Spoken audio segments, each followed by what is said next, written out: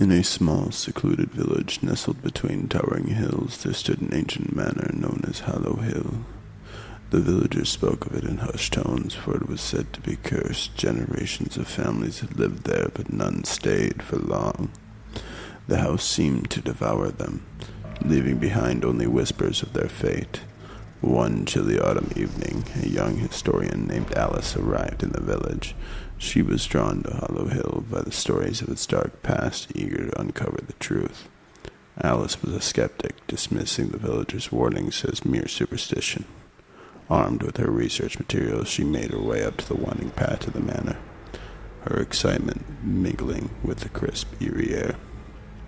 The manor loomed before her, its once great facade now decayed and overgrown. The windows, shattered and dark, seemed to watch her approach. Alice took a deep breath and stepped inside, her flashlight cutting through the thick dust and cobwebs. The air was heavy with the scent of mildew and rot. As she explored the dimly lit rooms, Alice's footsteps echoed through the empty halls. She marveled at the remnants of the past, faded portraits, broken furniture, and forgotten relics. The sense of abandonment was palpable, but Alice pressed on, determined to document every detail. In the library, she found a tattered journal tucked away on the high shelf, detailing the life of the manor's original owner, Lord Thorn. He was a man of great wealth and influence, but his obsession with the occult had led him down a dark path. The final pages hinted at a ritual gone terribly wrong, a summoning that had unleashed something malevolent. As Alice read, a chill crept up her spine. The air grew colder and the light from her flashlight flickered. Suddenly a low, mournful wail echoed through the manor, sending shivers down her spine. She turned, heart pounding, but saw nothing. Determined to uncover the source of the sound, Alice ventured deeper in the house. She descended into the basement, the air growing colder with each step. Her flashlight flickered again, casting eerie shadows on the damp stone walls at the far end of the basement. She discovered a hidden door, its wood warped and ancient. With a creak, the door swung open, revealing a small, dimly lit chamber. In the center of the room stood an ornate, blood-stained altar. Strange symbols were etched into the walls, their meanings lost to time. Alice's breath caught in her throat as she realized she had found the site of Lord Thorn's ritual. As she approached the altar, a sudden gust of wind extinguished her flashlight, plunging the room into darkness. Panic set in, but Alice forced herself to stay calm. She fumbled for her matches, striking one to cast a small circle of light in the flickering glow. She saw them, shadowy figures, their eyes glowing with an unnatural light, closing in around her. Alice's screams echoed through the manor, mingling with the wails of the restless spirits. The villagers, hearing the haunting cry from their homes below, shivered and whispered prayers, knowing that another soul had been claimed by Hollow Hill. The manor stood silent once more, waiting for its next visitor, its dark secrets forever hidden within its walls.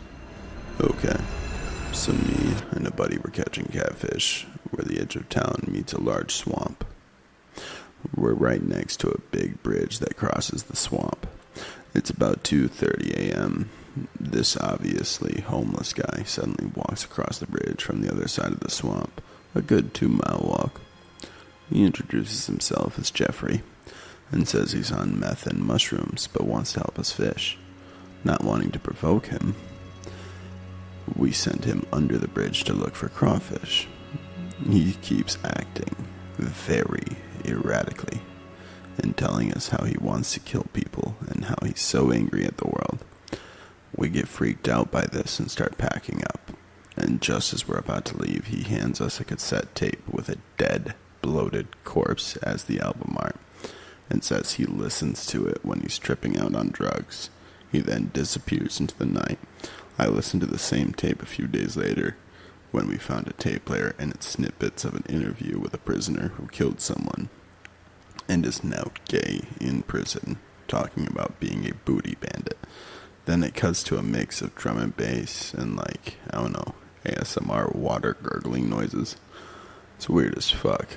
We're gonna dub over it as a mixtape because the album art is cool. I don't know, I'm kinda goth, but preserve the original recording on the B side. I call it the 360 tapes after the road we were fishing by. This happened in Richmond, Virginia. I fucking love this comment. So you're going to steal his artwork and music he made. He should be getting paid then. It's like, yeah, no shit, bud. Describe your perfect date and we'll make it happen for you. The website made it seem simple, but the thought of going on a date terrified me. I'm a 30-year-old loser who's never been on a date. I wouldn't even know what to say. Okay. I like brown hair, blue eyes, tall, with nice legs and a slim build. Quote-unquote personality. I'm not much of a talker, so definitely someone who likes to talk a lot. Self-centered, maybe a little spontaneous. For $500, it seemed almost too good to be true, but it did say 100% guaranteed to find you the perfect day. The confirmation email said the date was confirmed, and it would arrive at my address at 7 p.m. A little part of me wanted the whole thing to be a scam, but just as the email said, the knock came, bang, on 7. She was exactly how I described. My dream girl stood in the doorway with a big smile on her face. Hi, my name is Megan. What's your name? Before I had a chance to remember my name, she pushed past me into my apartment. Wow, you got a really nice apartment. I really like the color. You got great taste. The whole way to the restaurant, she didn't stop talking once. I didn't even get a chance to tell her my name. By the time we sat for our food, I had learned her whole life story. But then it came around.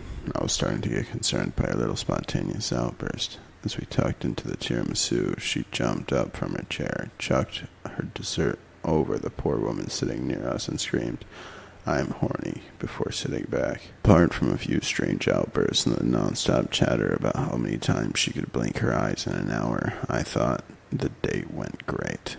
It got even better when she suggested we have a shower together once we got back to my apartment.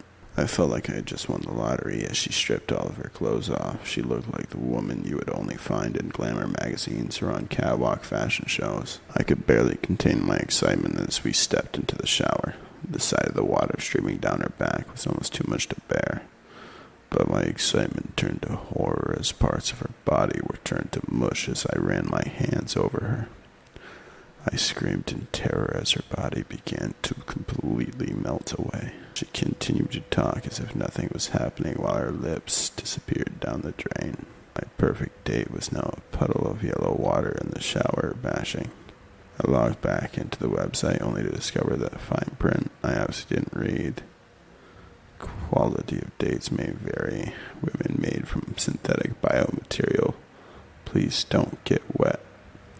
I knew it was too good to be true.